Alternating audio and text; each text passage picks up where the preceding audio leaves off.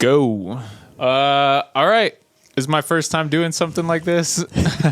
I have no idea what I'm doing. The working title, I guess, right now is the Awful Takes Podcast.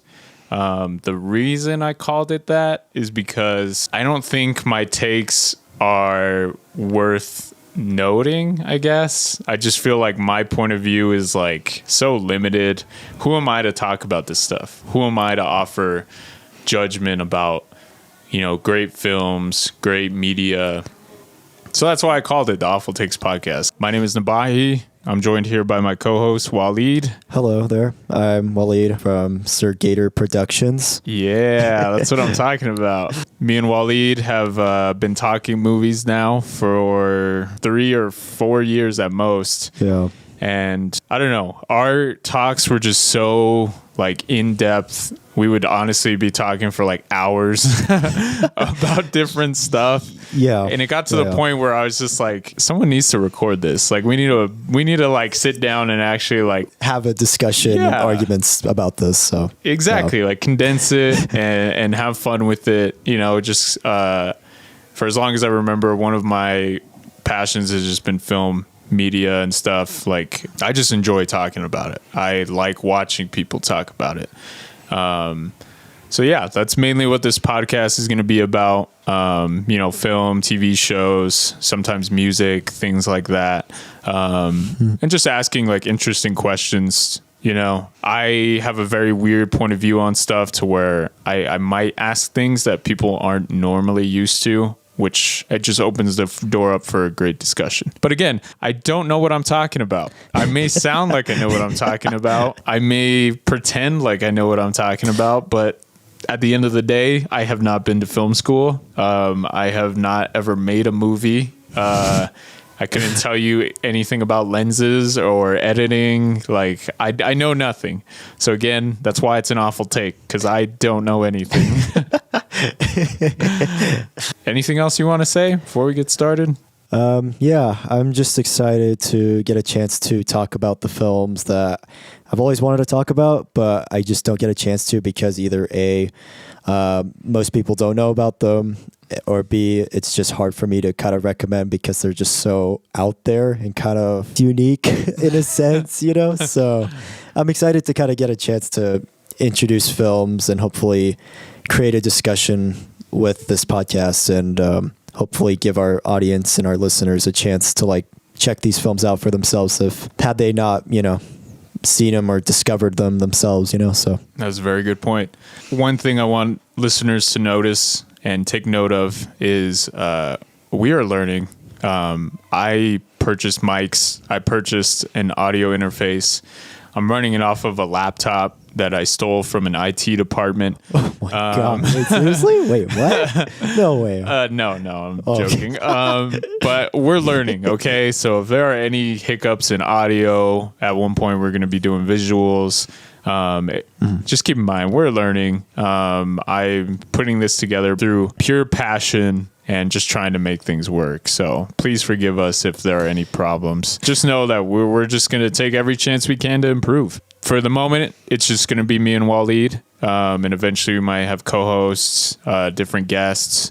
But just know that the genesis of this idea started with me and Wallied. And I'm very excited. I'm very proud. And yeah, I think that's it for introduction. I mean, you have anything else you want to say? Yeah. One intro question, I guess, just for our listeners, just out of their curiosity. What is your favorite movie of all time? And why? That's pretty good. All right. I like that. My favorite movies have been constantly changing over the years. But I have centered around one film that to me is just, it has no problems with it. There's, every time I watch it, it just totally engrosses me.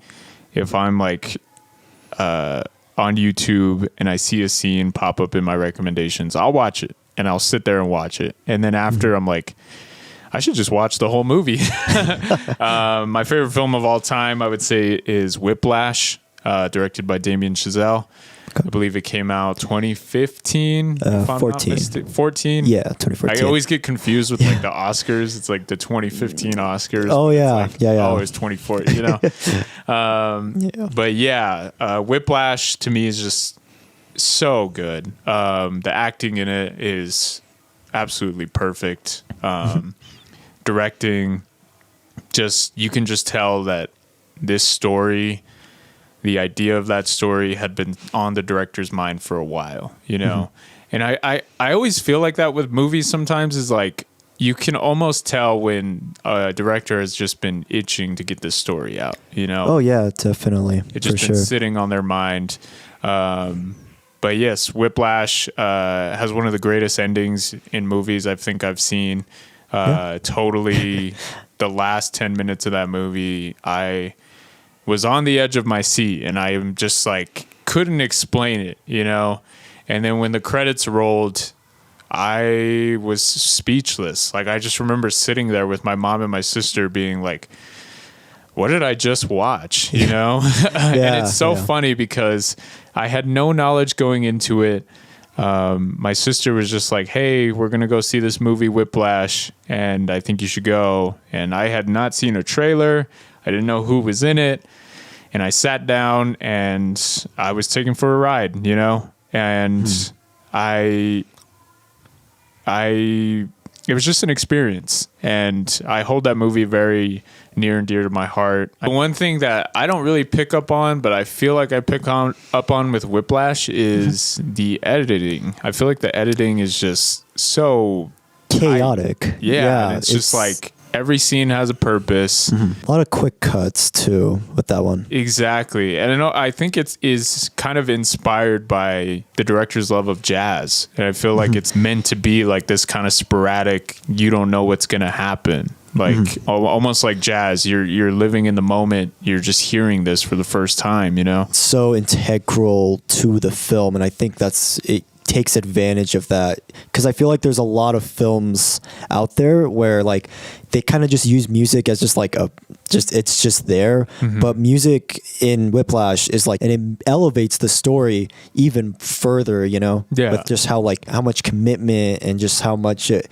takes jazz music, you know? Exactly. So. And you know, I've seen videos on YouTube of jazz musicians saying it's not 100% accurate. Yeah. You know? But I mean, of course, no film is. I can forgive it. You know, I think they got the point across what it means to what sacrifices come at trying to achieve your dream, trying to be successful. You know, that was my main takeaway from the movie, is just like, what did he leave behind in order to get what he wanted? How has his life changed now, just trying to achieve a dream, you know? Yeah. And I feel like that's something that before 2010-ish, I feel like maybe movies didn't really explore that. Movies seem kind of more like cliche of, you know, achieve your dreams and everything's fine, you know, like follow the right path and everything's going to work out, you know?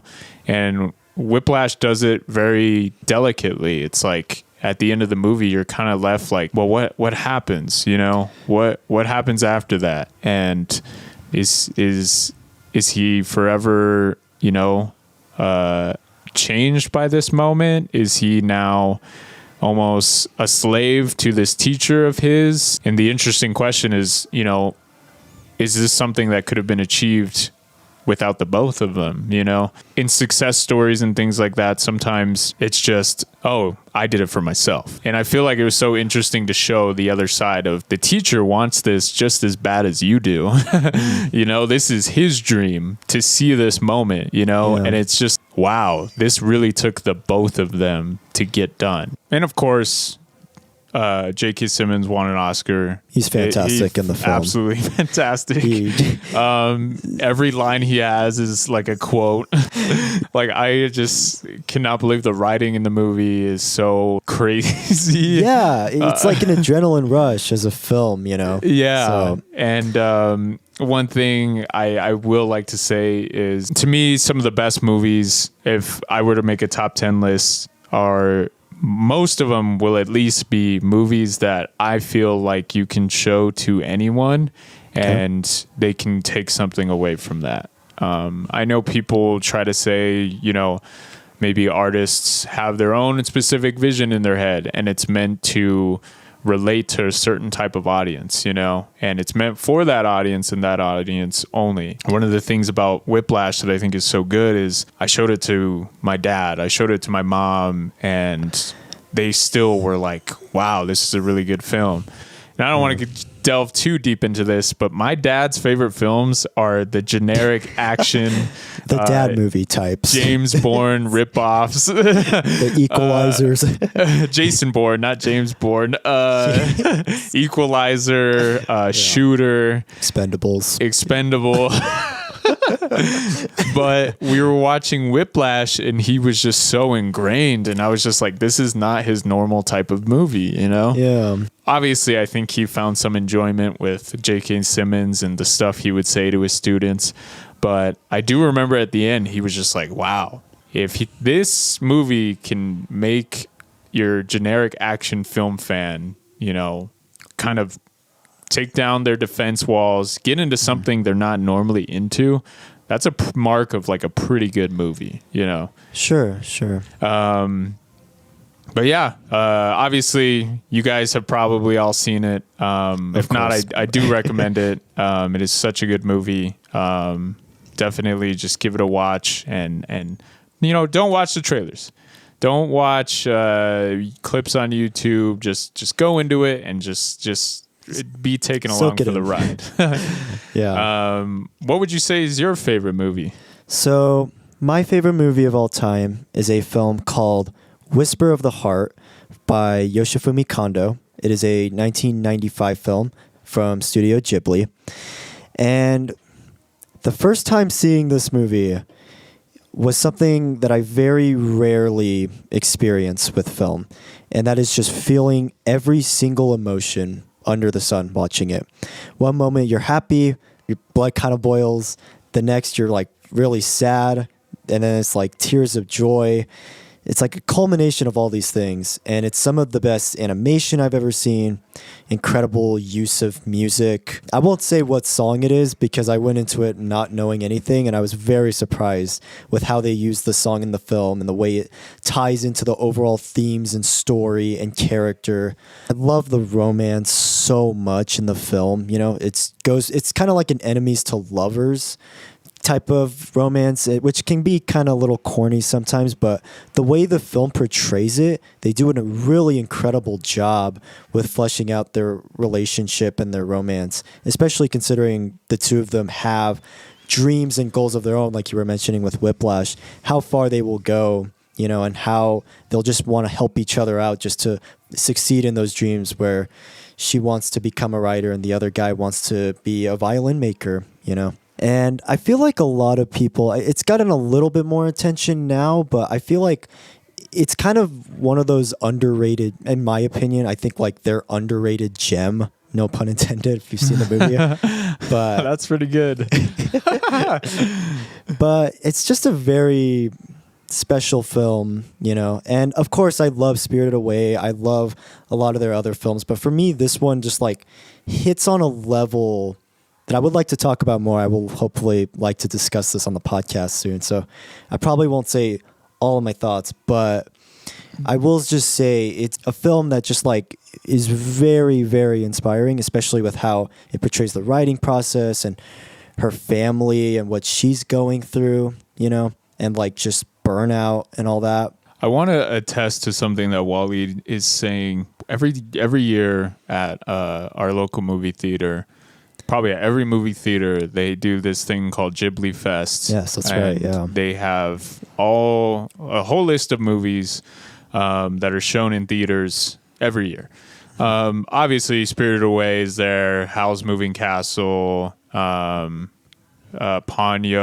I'm trying to think. Totoro. Kiki's Delivery Service. Yeah. To attest to what Wallied is saying, I've never heard of this movie before he mentioned it. And when he first told me about it, I was like, wait, this is a Ghibli film? And I was just like, how have I never heard of this movie? Anytime I heard people talk about Ghibli, you always hear Totoro, you hear Kiki's Delivery, Of course, you hear yeah. Princess Mononoke, and I was just like, Whisper of the Heart, like, wait, what?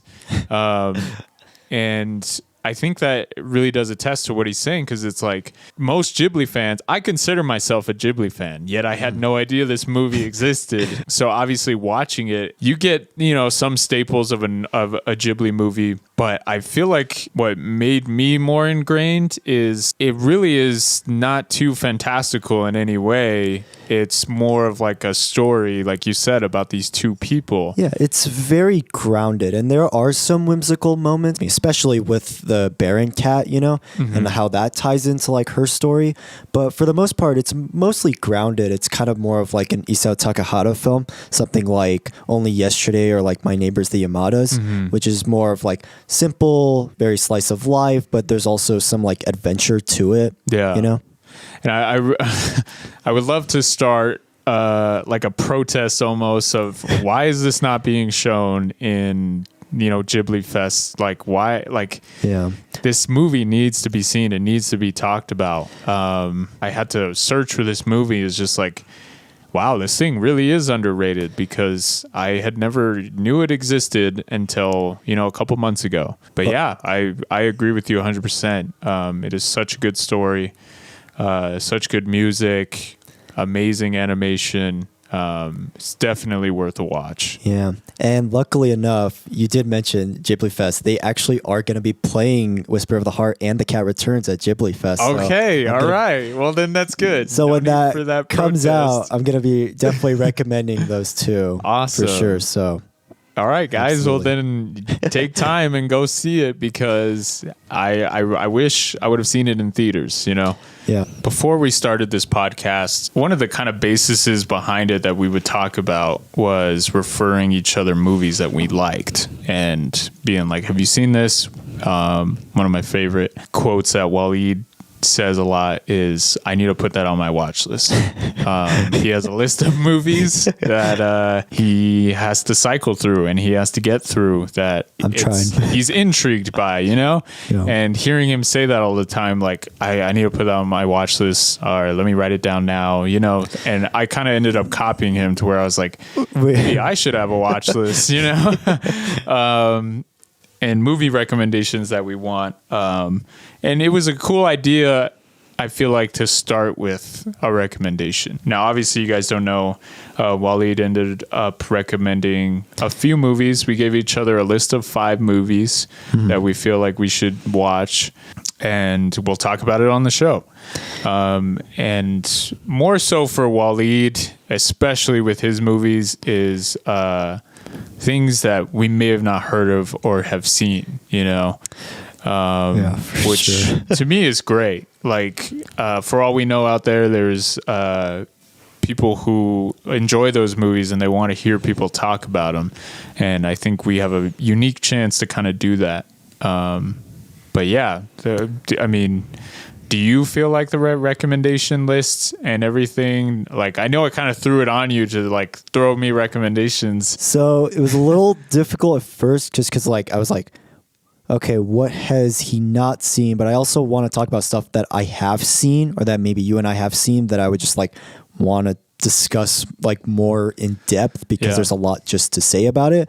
So that's actually what I was working on this last weekend was like, I made like a little recommendation list like on my IMDb, where I was like, okay, what are some films I can recommend? What are some ones that would be like fun for discussion that I think like maybe Nabaahi would enjoy, or maybe that like would be just a little bit more out there, a little challenging. So just kind of picked out like a wide variety of stuff I had been either into or that had some like influence on me as like a filmmaker. So I think it's cool it's when like my inspiration. I think it's cool when people do that. Throw me a recommendation, but it's like, you can recommend what you like, but then you can also kind of think like, well, what do you like? You kind of take it apart to kind of analyze them almost and be like, well, what kind of film, I think that's very interesting, because you didn't recommend, like some of your favorite movie. Like when I asked you to send me a list, like Old Boy was not on it, and I was kind of surprised. Like, It was not, but I would like to talk about it at some point. Yeah. But I don't know. I do the same thing. Like anytime someone asks me for a recommendation, like I can recommend some of my favorite movies, but then I'm like, you know what? They might not enjoy it. You know? Let me try to find something that maybe they might like. Anyways, we're starting out with a very unique movie. I had heard about this movie for a while. My sister had told me to watch it. I see it a lot on best animated lists. A lot of animated compilation videos too, I've noticed. Yeah. I'd always heard about it for the longest time. And it was the first pick that Wallied actually recommended to me, at least the first one that he wrote down. It is a movie called Paprika by Satoshi Kon. Came out 2006. Yes, 2006. So yeah, this was my film recommendation. As you mentioned, Paprika, 2006. One of my favorite directors, Satoshi Kon. And funny enough, this was actually the first Satoshi Kon film I watched a couple of years ago because I didn't know anything about this director. So I guess I'll just start off with how I came across the film. So the way I came across it was, I want to say it was around like middle or high school, because I used to watch a lot of Chris Stuckman, and he had a video where he was talking about like anime impact, like on Hollywood, which we'll get into later, like anime recommendations that weren't like Studio Ghibli films. And one of the films he had mentioned was Paprika. And he had mentioned that it was like the anime version of Inception, if I remember correctly. It was how he described it. And so I was like, okay, that's cool.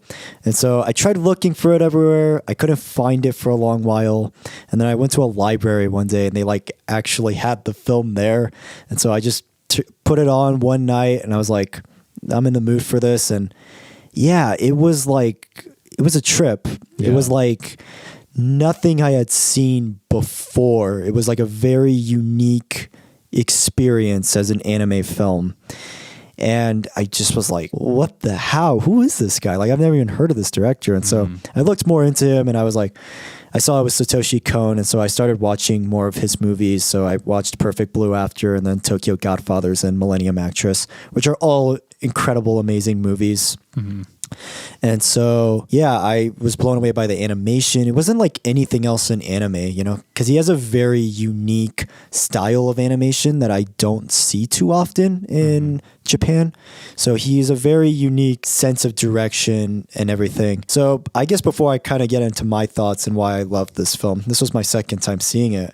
I know this was your first time seeing it, Nabaahi, so I'm really curious, what did you think of this movie and what are your overall thoughts and takeaways from the film? The main takeaway was just Satoshi Kon has such a unique perspective and unique voice in movies, in film. I don't know. It's always astonishing to me to watch a movie that, came out a while ago, yet it still has resonance. It still hits people. It doesn't feel dated, If someone would have showed me the movie and said, hey, this came out today, let's go watch it, and I watched it, I'd be like, wow, that came, it would fit. Yeah. And I think that shows that this movie has held up over time. Obviously, the story, the editing, everything, very concise, very, very quick, very fast. The one thing I did like about it is, well, not the one thing, but one of the things I liked about it was just the visuals, just absolutely amazing. Like in the beginning, there's just a lot of quick cuts between, these different dreams. Yeah, and it's just like dreams. You go from one dream to another and it's just like whoa, and it was just so like imaginative, so unique, and the story just starts engrossing you pretty fast, and before you know it, like I was already fully like immersed in this world, in this movie. Really just blown away by the animation. I've seen other stuff like it, but I've never really seen anything done in this kind of way. I don't know. It really did leave me kind of like speechless. Like I just didn't know too much on how to react, but I want to give it a second watch. I was just so along for the ride that I really want to recommend this to a lot of people, that they go out and watch it. Yeah, of course. There was some stuff that wasn't, I feel like could have been done maybe a little better, but I mean, that's if I'm trying to find problems with it. Okay. But overall, it was just such an enjoying film, and I really had to, almost like you did, just like, what did I just watch? Yeah, it's just like you just sit there for like 5 or 10 minutes after you see it, and you're just like, just trying to process what you just watched. And you're just like, that was a real thing. Like that was a real movie that, it's like, it's almost like a dream. Like it's like a nightmare dream come to life. Kind of what you were saying about the animation, I really love the use of color in the film and how the colors, they just pop out. Especially Paprika's design is like really, really like the way they use like maroon and the way they use like a lot of blues and a lot of like whites and all that. Like it's really, really incredible colors. It's very vibrant, where it gives you that sense of like, it's like a dream, but also a nightmare at the same time. One of my favorite things also, sorry, I like to mention this, going to ramble a bit, but I really loved the characters a lot. You really, at least on a second viewing, because it's my second time seeing it, you really get an idea of like the character motivations and the progressions and like the whole mystery and intrigue. It just hooks you in from the moment like it begins, One of my favorite parts about the film that I actually loved a lot more this time around was Paprika as a character and like her alter ego, where it's like she comes back to reality and she's like you see how Paprika is like a very colorful, she's very vibrant, almost like sexy kind of person, She's very seductive, and then you see like the scientist, the alter ego, like her real life persona. It's like she's very stoic, she's very cold and distant to a lot of the characters. And it was one thing I like really appreciated, that like different character dynamic, especially when Paprika does come to life later on in the film. Spoilers, by the way, also just as a heads up, we will be spoiling this movie. Yes. So if you guys have not seen it, please see it. It's highly, highly recommend it. But so when she comes into the film and when the dreams start emerging with reality, I thought that was like really, really, really well done. They did a very fantastic job with that. I think that's something that echoes to what you're saying is, the characters act different. They're different for a time, or not for a time, but like in reality and in the dream. And I think that's something that I enjoyed too, was like, in dreams, we often act different. We are portrayed differently.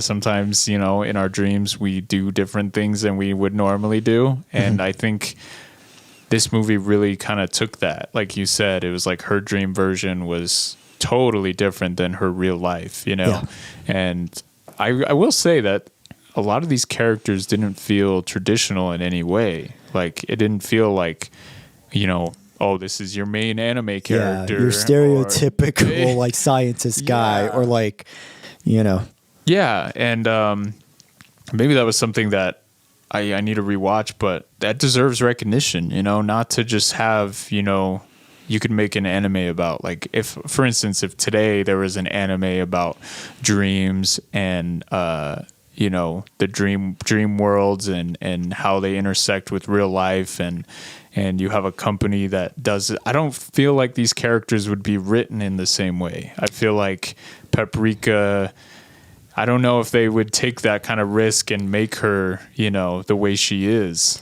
Yeah, I don't know. That's the thing, is like I can't see anybody else directing this, because I feel like it's one of those films, it's so high concept, it's so out there, that I feel like it could easily not work. Like this film couldn't work. Like it could fall flat on its face easily if it was given in the wrong hands. But because he is very passionate about the story, and he actually put a lot of care and time into not only the dreams, but just like the reality and how it emerges, and just like how information is communicated. It's very simple and easy to understand. It's not lecturing you for like 10 minutes as like if some other film were doing it, it would just be exposition dumping, you know?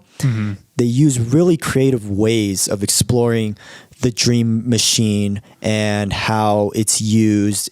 And it's almost kind of like grounded in a sense, because it's almost like this is probably how this machine would be used in real life, you know? Like you see the pros and cons of it, you know? You see how like this is what would happen if it was like in a terrorist's arms. One of my favorite moments at the beginning is like when it's almost kind of meta. It was like when they're like at the hotel and like the guy just got out of the dream because he's still trying to figure out who killed the person, trying to solve a crime. And as like they're going through the dreams, they're like kind of like editing it of sorts. Yeah. I thought that was like a really creative. It was like, yeah, because like if you really think about it, dreams are kind of like movies. Yeah.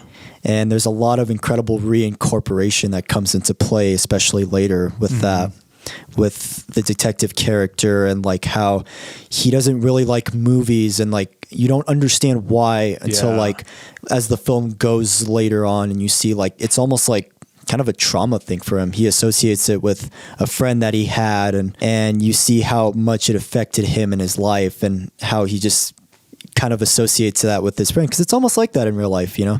We tend to associate things like film or music, you know, where it's like we love it, especially with like a partner or like a friend. It's like when you're not friends or you've broken up, it's almost hurts because it's almost like a reminder of that trauma. And I love how it explores that, and it learns to just like be able to overcome that trauma.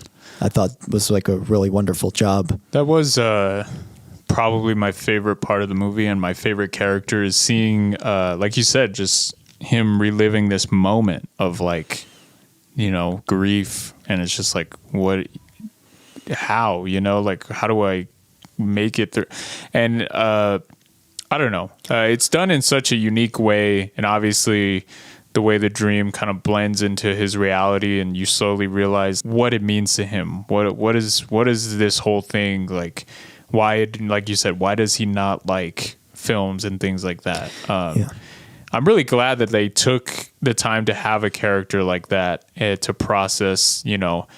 For dreams, some people are, you know, it's an escape. It's a way for them to be different, you know. But for him, it's something that it's not that same way. Like it's trauma. It's him reliving this thing. It's like, almost like PTSD of sorts, you know. So really good. I don't know. It was just such a unique movie, such a unique style. Again, I feel like if this movie was made today, it would not be done in the same way. I feel like this artist had this unique story at the right time and was able to achieve it. I don't know. I feel like maybe modern anime is just not taking the risks as much, I would say, as something like this did. It really did feel like, wow, this is kind of ahead of its time, you know? Yeah, I feel like even for anime, it is still really out there because, I mean, what else could you really compare this to? You know what I mean? Like, I guess Inception, but like even then, it's like there's not really many things to compare this to, especially those dream sequences. It takes it to like another level, and it just sees how far it can go with like these dreams and nightmares that like most live action films and like most animes I think even couldn't even pull off, and it pulls it off really well. One thing I wanted to mention too was that the film is really short. It's only 90 minutes, and it just flies. Like the pacing is insane, you know. Of course it does slow down in some moments, but even then you're still invested with what's going on, the drama and like the mystery. I think part of the reason why Satoshi Kon is one of my favorite directors is that he's able to keep you hooked with the mysteries. But as like the film goes along, there's so many satisfying payoffs. There's a lot of incredible foreshadowing, a lot of great reincorporation used throughout the film. It's like almost like the end is built into the beginning, you know? So I feel like he's really, really great when it comes to that. But yeah, I feel like with a lot of the modern animes that you're talking about, I feel like it's like they have a concept and it's like it starts off strong, but as like it goes along, it gets either worse and they just don't know how to end it. So then you get like not the best ending. You know what I mean? So it's just kind of something that and luckily enough with this movie, it's like it does stick the landing at the ending, in my opinion, and it does stick the landing towards the middle and all that. But yeah, that seems to be a common trope I tend to notice a lot of. I'm not sure if you would agree, but I feel like what you say is so true. Is just like in a lot of modern anime, it's like, you know, some of the payoffs to some of these arcs and things just they don't land, they don't hit, you know. And compared to this movie, it's like. It's achieving a lot of these payoffs and stuff in such a short amount of time that it's like, you know, maybe modern anime might benefit from shortening themselves a little bit. Maybe I feel like sometimes they might add filler to like, you know, keep you invested, or I guess, you know, and sometimes that could work, you know, but sometimes a lot of the time it just comes off like, okay, you know, we're just wasting time here. Let's just get to the next thing, you know? Yeah. But I don't know. Really good recommendation to start out with. I enjoyed it so much. You mentioned that you had a few little criticisms with it. What was some of the stuff that didn't work for you? Just nitpicky, like when they were watching the dream sequence, I would have preferred if it was done from like a different perspective rather than just watching what we just saw, like the movie, you know, like when they're going through the editor, like you said, it's just shots that we saw in the movie. I don't know. That's nitpicky again. Like I obviously, if you were dreaming, maybe that's just how the world is portrayed and that's how that machine works. But I kind of noticed that stuff where I'm like, wait, why was it shown from that perspective? Why wasn't it like a first person view or, you know, something like that? That was just one of my nitpicks. One of the other ones was that might have been, maybe some of the music I felt like could have hit a little bit more.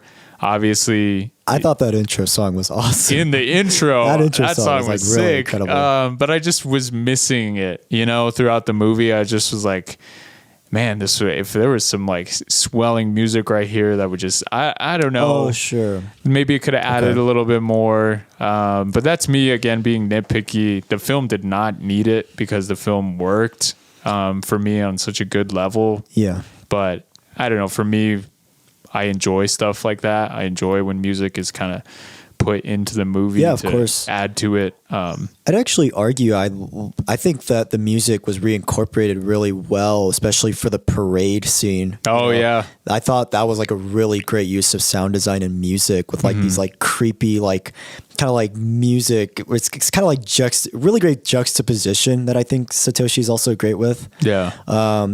Where it's like, it seems kind of like happy and cheery, but like, as you find out like kind of what this thing is, it's like, it's almost like really sinister and like disturbing. Yeah. You know? So I thought that was like a really great music thing that was used and reincorporated really well. Yeah. I do have one or two little minor criticisms. I think there was like a few awkward transitions towards the middle because like I think the transitions in the beginning and like the end were incredible, but just some of the transitions towards the middle where it was like it would cut to black to like the next scene, or like the scene would just go on for like a few more seconds. It got a little awkward and I was kind of like, did he not know how to end the scene right here? Yeah. Or was it just like a made for TV type thing? I'm not really sure, but that was a little minor criticism, nitpick thing. One other thing, I'm not sure if you would agree, is I don't think the villain was fleshed out that well. It feels a little rushed. I was going to mention that it did feel, he had a very quick introduction and it was just like before you know it, I was just like, oh, he's kind of already like, yeah, it just kind of comes out of nowhere, which could work, but I feel like there wasn't enough like sprinkles of it in there. You know, it was just kind of like, oh yeah, he's the villain. Here you go. You know, maybe he could have tied the villain a little bit better to the main character, but maybe I don't know. I will agree though. I feel like the villain was just kind of so-so, but I mean, it was working. Yeah, it still worked really well, but I do wish we had a little bit more time with the villain just so we can figure out like the motivation and kind of why he doesn't like this dream machine to begin with, you know? Yeah. So definitely.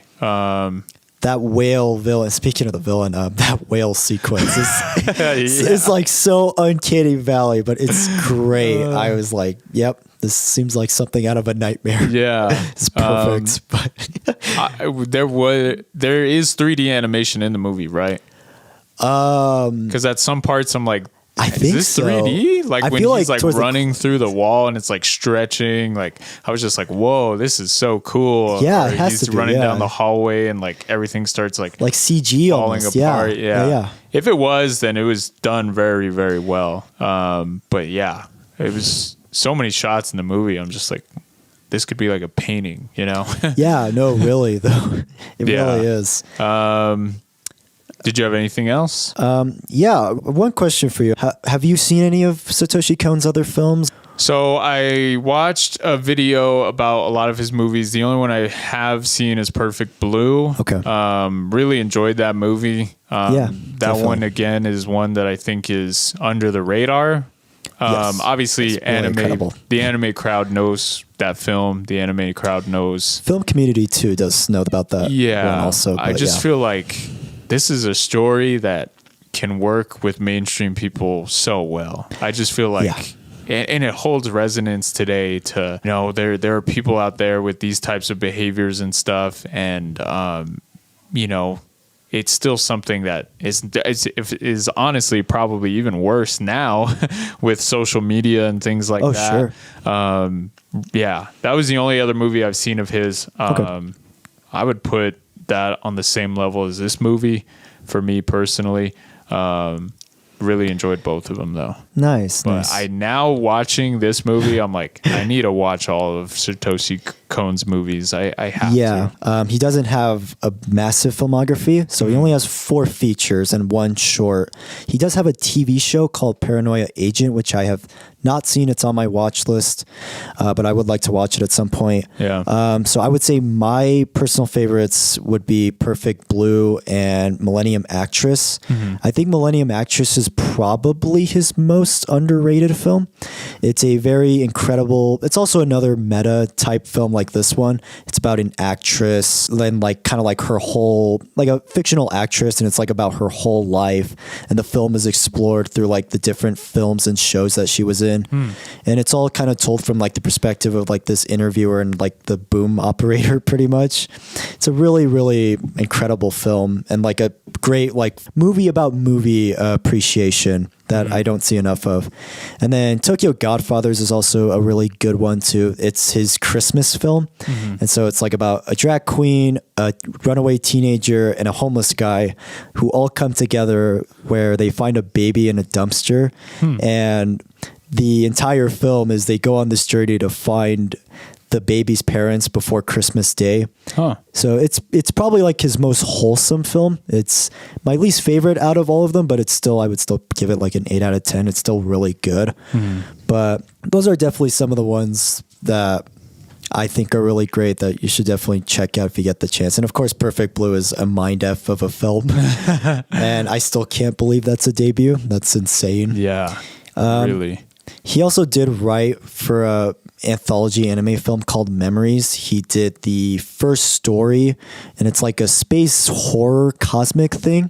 Forget what the title is, but it's really, really amazing. Honestly, with you mentioning it, I do like how Satoshi Kon is not boxed himself in, or he did not box himself in. Yeah, he had a wide variety of films, and I feel like it's unfortunate he passed away because he had so much more to say and so many more films to make, you know, especially with his Dreaming Machine film, which I did want to mention actually before closing thoughts too, because there's actually, I don't know if you've picked up on it, but there was a few Easter eggs and references to Dreaming Machine actually. Oh, really? Yeah, especially when Paprika, at the beginning, she goes into that room, it turns into like a cave almost, you know, and then like she goes into the carnival. There's like some drawings of like the designs from Dreaming Machine in that film. It's like somewhere in like the 20-30 minute range, but Yeah, it was really cool. And I guess the thing is called a dream machine also, so kind of also a reference to Dream Machine. I thought that was like really cool, you know, how he just kind of like referenced a lot of his own films, you know, in a creative, unique way. Not like a remember this one.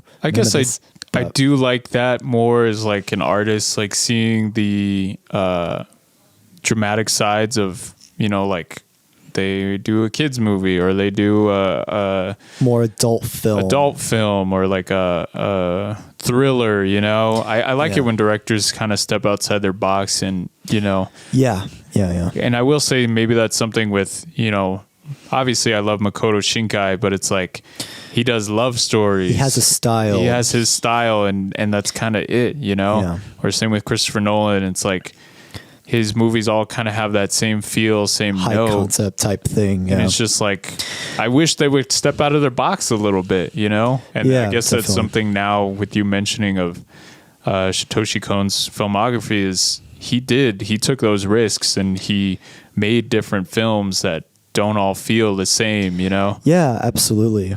And it's a shame. It really is a shame that he passed away so early. Yeah, I really feel like we would be more to say. We would be mentioning his name. He'd be up there. I feel like with like Hayao Miyazaki. Yeah, you know, it's a bit of a reach, but you know, or like a Nisao Takahata. You know, yeah, it really is a shame.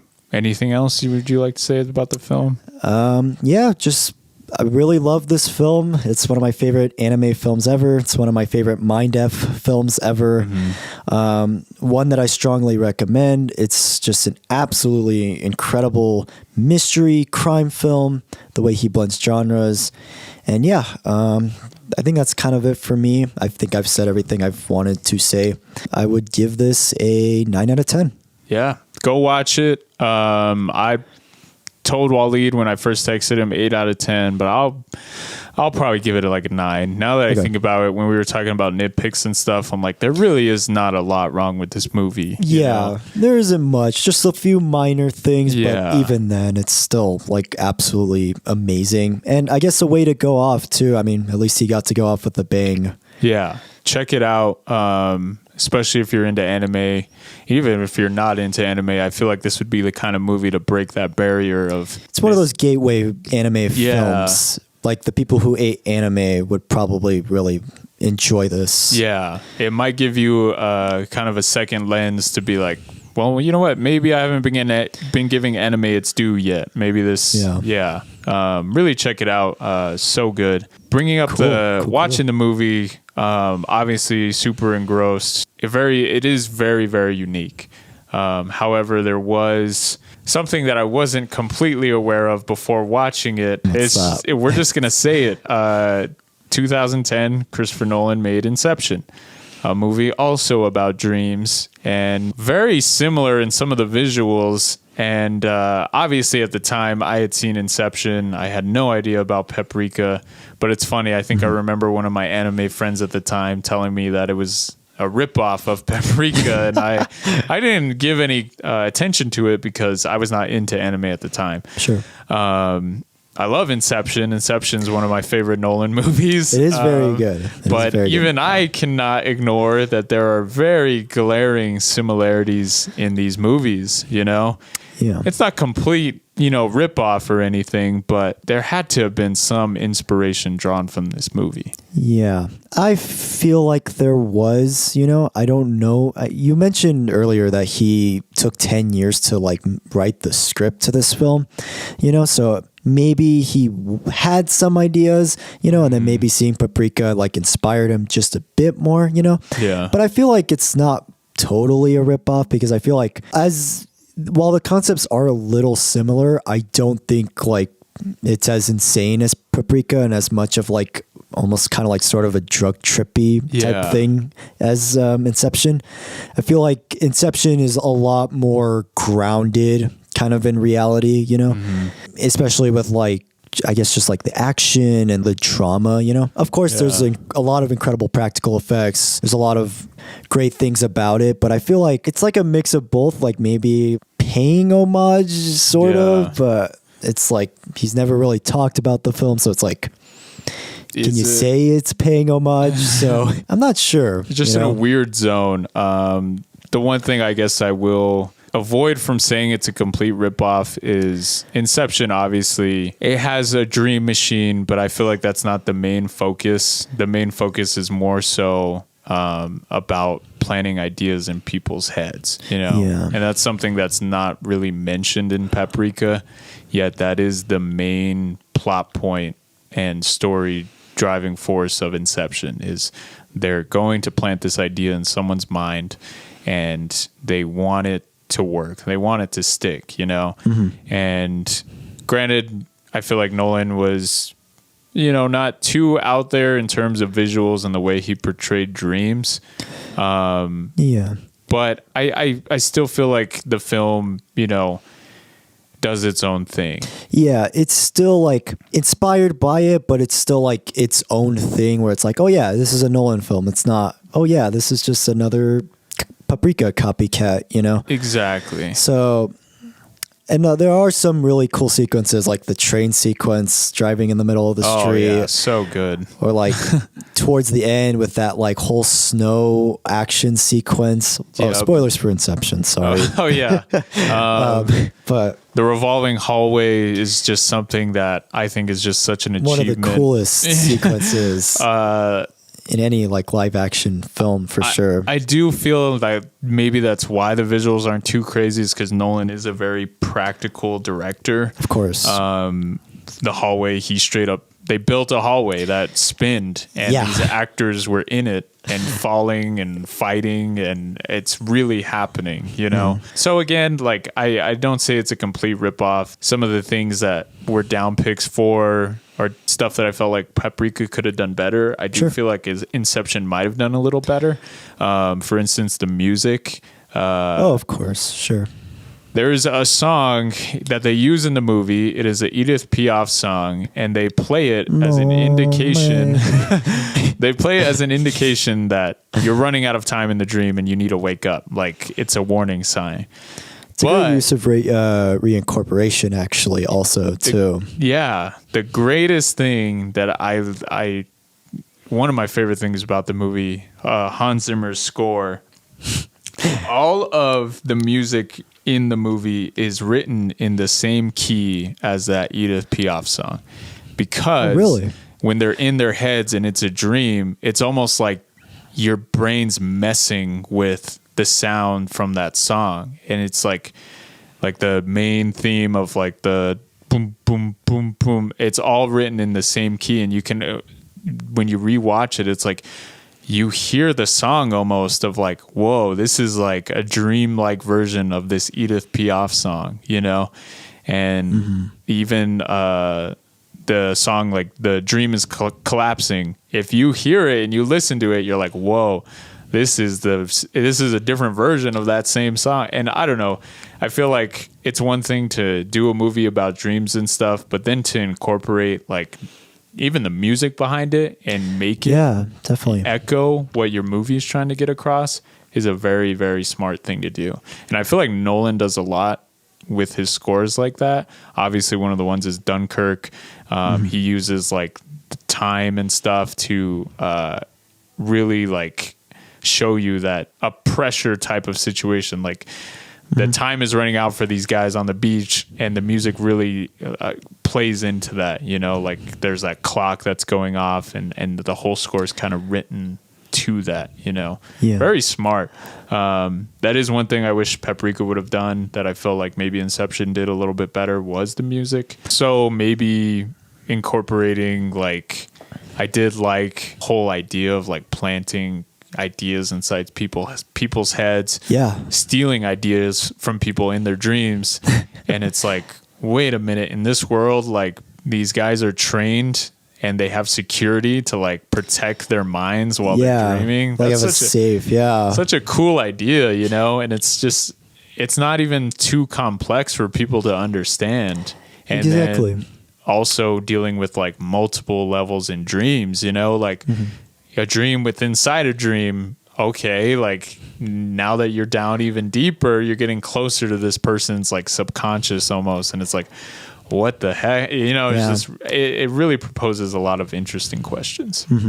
Yeah, going back to the time thing, one thing I actually really love about Inception that I do kind of wish, as much as I love Paprika, I do wish it explored a little bit more, was the passage of time, going through these dreams and then like the dream within a dream within a dream within a dream. It really goes to show you, like, it feels like it's a long time because especially when you are in a dream, it feels like it's forever. Sometimes it could feel like a couple years maybe. And I love how the film explores that passage of time of going through a dream. And then like when they get out of the dream, it's only been like 2 or 3 minutes, you know? So that was one thing that I think Nolan is very good with, especially. Sometimes he's okay with time manipulation, but I feel like in Inception, he does a really great job of being in this dream world, being in this dreamscape for as long as a time with these characters. It's like you're almost on this journey with them, you know? And that's one thing I think that I actually kind of picked up on, I think on like the second or third viewing, where I was like, it really does make you feel like you are in those dreams, you know? Yeah. And it was really cool, like seeing like, you know, your dreams, the deeper they went, it had more like effect on the people, you know, above.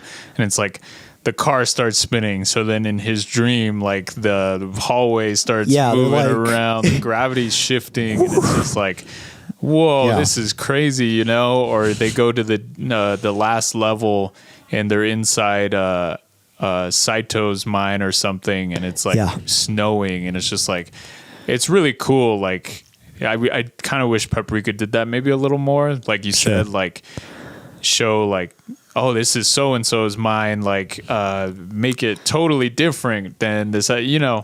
But yeah, really cool. Obviously I don't think it was a blatant copy. No.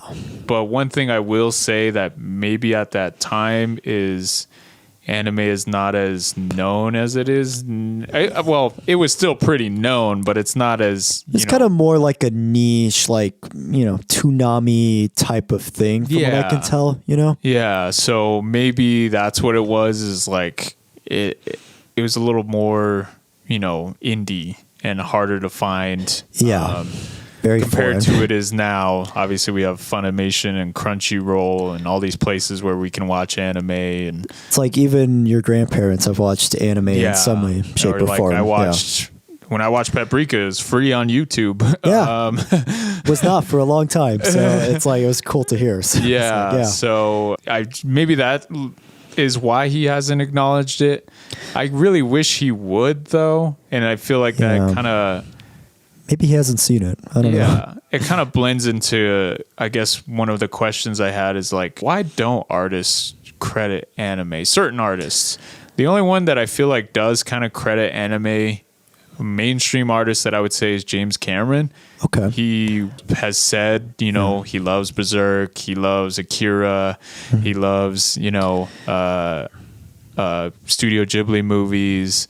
He considers Hayao Miyazaki to be one of his favorite filmmakers of all time. Okay. But compared to people like Nolan, they don't mention them, you know? They don't. I was also going to mention Wachowskis too. Like they've mentioned that for The Matrix, like Ghost in the Shell was like one of their biggest influences, and even Speed Racer too, which they eventually got to do. But I feel like one of the main reasons is that either maybe they just don't really feel like giving that credit because they want to maybe feel like it's their own, like they came up with the idea themselves, maybe as maybe more of like an ego thing, or B, they have just never really heard of it, and maybe it was just kind of like inspired by something else they had maybe watched that was also inspired by maybe the anime, you know? So there's kind of like a few different ways to look at it, you know, but I feel like a lot of the time I don't know if it's like an embarrassment thing or if it's just like, it's just maybe so ingrained into the culture that they just don't know it's from an anime also, you know?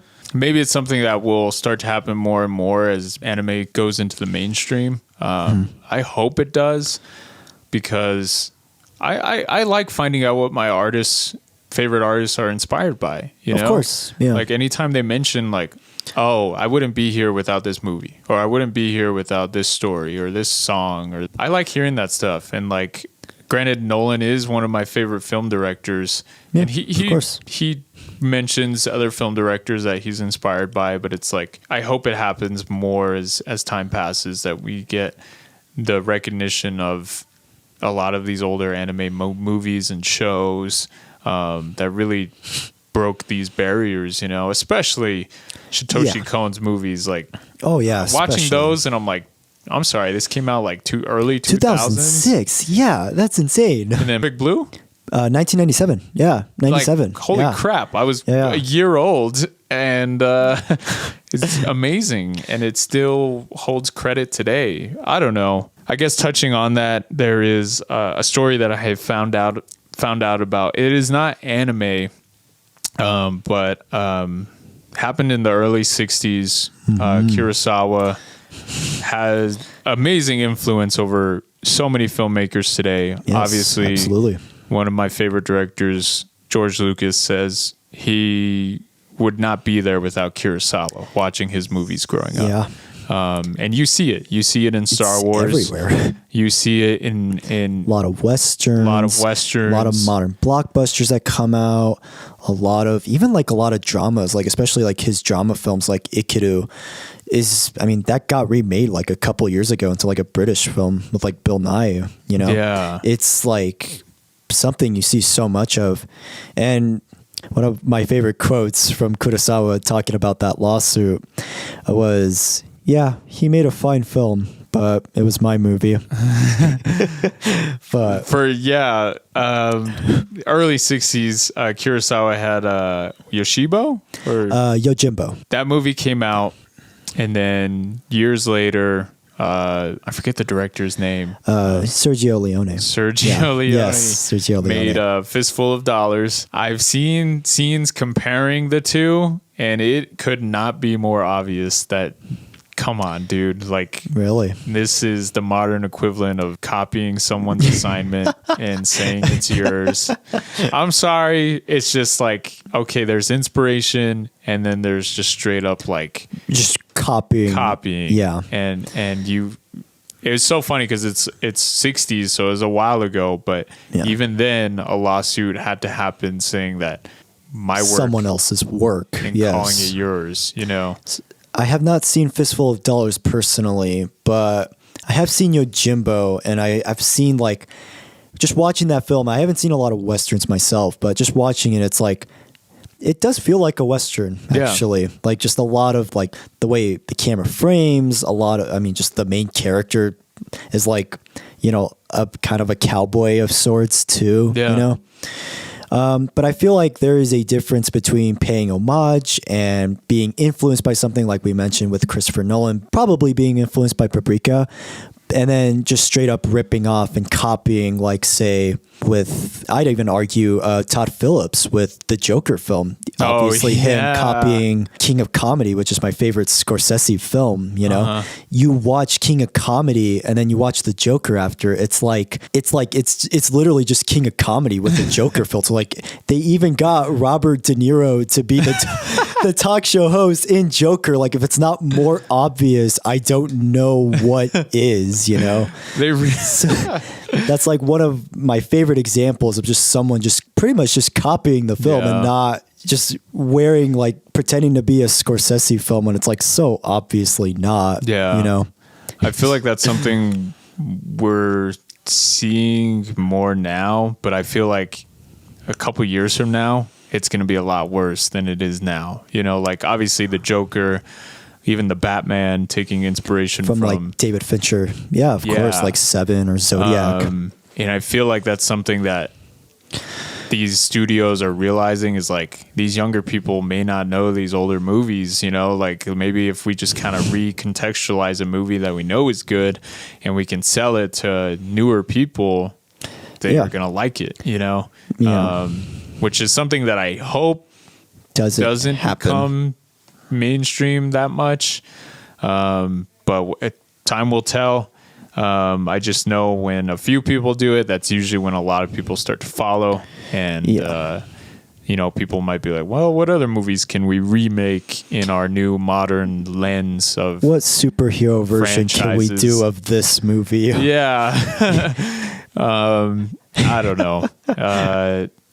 It really is an interesting question. But that's something that did come up while I was watching Paprika, is just like, there's inspiration, there's copying, and maybe sometimes artists do need to make credit to their inspirations. I feel like that would be the best way to kind of avoid saying this isn't a straight up copy, and just more so laying on the line that I grew up loving this movie, or I watched this movie and it had such an impact on me that I just want to tell everyone. I think also too, with giving credit to your influences, it also gives your audience a chance to watch those films or even go back to those albums. And it almost just kind of gains this like almost cult following of sorts too, when you might have not even heard of the film, It's also it's also like a great way of discovering more films too. Also just from hearing like the influences, especially when you watch them, you're like, oh yeah, this is kind of influenced by this. I can kind of see the influences here, Yeah. And it's just almost just shines a light on those like films too, Yeah. And obviously things go for full circle. Like for instance, Paprika has homages to older Hollywood movies that probably inspired him. So obviously this inspiration and stuff goes full circle. Yeah. Absolutely. There's only a few people at the start of filmmaking that had those original ideas, but it's like, just give credit, shout, like recognize the artists who, take those risks and do that sort of thing. My take would be is that there's no such thing as an original idea. Everything is inspired in some way, shape, or form, regardless if it's a life experience or a job that you had or a film or album that you watched or listened to. Everything is inspired in some way, shape, or form. And as long as you're crediting that, I feel like you're okay. Just as long as you're not blatantly copying it. Because it's okay to. I always give people the advice of it's okay to be inspired by something or influenced by something, but if you're just copying it, why would you do that? Because you almost just get called a copycat at that point. So I always just kind of tell people, like, if you're inspired by something, just try to find that influence, find what you love about it, and try to just kind of put your own spin on it. You know? Exactly. And I think Nolan, regardless of whether or not he wants to say it, I think he did a really good job with that, you know, with like, he was probably inspired by this and he just put his own spin on it, you know? Definitely. Yeah. Interesting topics. That again, these are just while watching a movie, that's kind of how my mind works, is these questions come to my head, you know? And I think that's what I want to do with this podcast is, you know, if I have a question and I look online or I try to find, do other people think like me, and I don't see anything about it, I'm like, I can't be the first one to have thought like this, realize that. Yeah, sure. And that was the thing, like going on, you know, the internet, trying to find like artists in anime, like, do they credit it? Do they not? It really took a lot to kind of find these answers, you know, and we're in a modern day where finding out these answers shouldn't, you know, you should just type it in and it pops up. Should be a lot easier than like, 20 years ago. Yeah. You know? So, you know, that's just something that I want to try to reach with this podcast, is like going to those places, you know, that maybe other people aren't asking, but they're also wondering. But yeah, that's Paprika. Yeah. Go and watch it. Do a whole Satoshi Kon filmography deep dive. Yeah, I'm glad I could recommend it. I'm happy you finally got to see it. So good. Hopefully you guys watch it. Now, we started out this podcast with the recommendation. It was Paprika. Yeah. While it was top on Wallied's list. I sent him my list. I didn't really do it in a particular order, but obviously I put numbers on it. But what it actually was movies that were popping in my head when I was like, I need to recommend something. One of the first movies that popped in my head that I really feel like went under the radar when it came out. This was an A24 it's not as popular as they are now. Came out in 2013. It was directed by Stephen Knight. It is called Locke, and it stars Tom Hardy. Like Paprika, it is not long. It is a very short movie. Clocks in at under an hour and 30 minutes.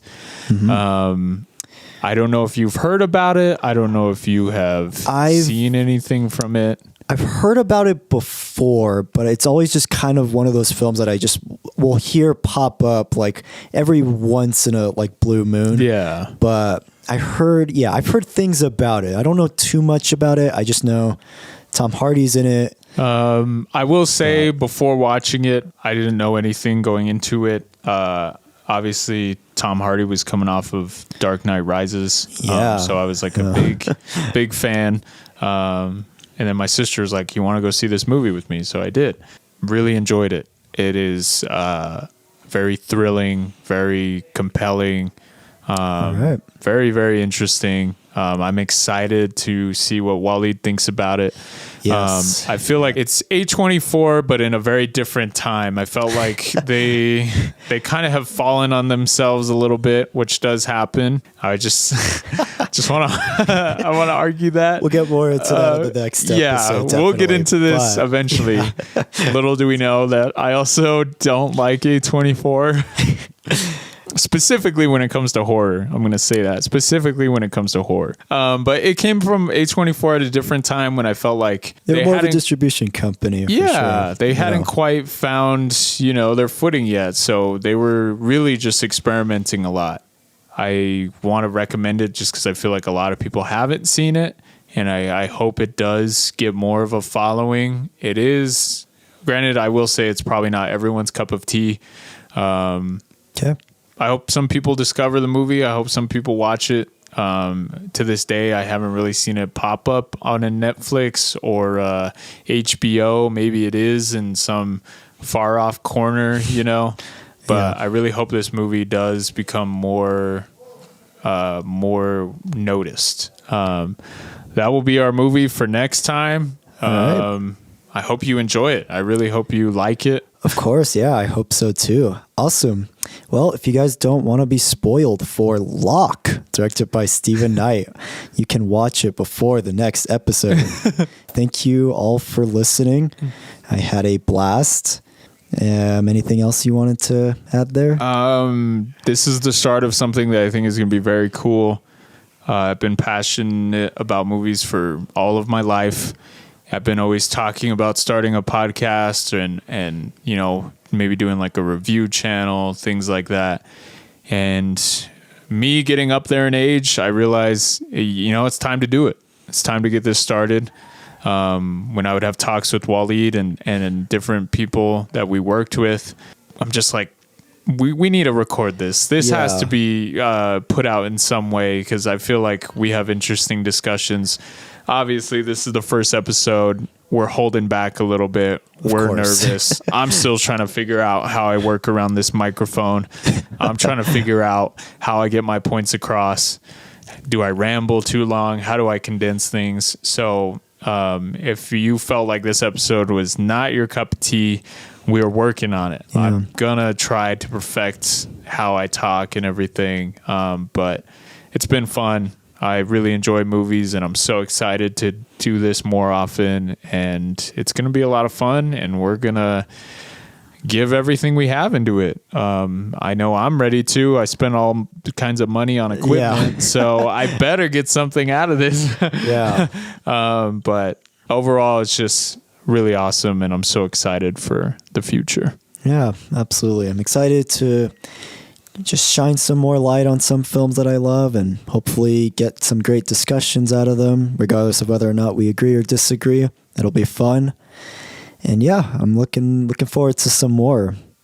It's going to be a lot of fun. Thank you guys for joining us. Don't know exactly where this is going to be put at. We'll probably put it on YouTube. Yeah. We'll probably start, somewhere. YouTube, and then as it goes along, we can probably throw it on Spotify or wherever you guys get your guys' podcasts. Yeah. So. And we're still trying to figure out how we go about like episodes. Like obviously when we have guests and things may get a little bit more like a debate. if we want to maybe make that its own thing. There's just so many questions coming in my head right now. So we're working with it. Talk about. Yeah. We're going to figure this out. But most of all is, I don't know. We have a passion for this, and it's something that we're just going to keep doing regardless if we have 2 followers or 200, it's just, I love talking movies. I do too. All right. I guess we'll end it there. Thank you guys so much. Bye, everyone. It's been a lot of fun, and have a good day.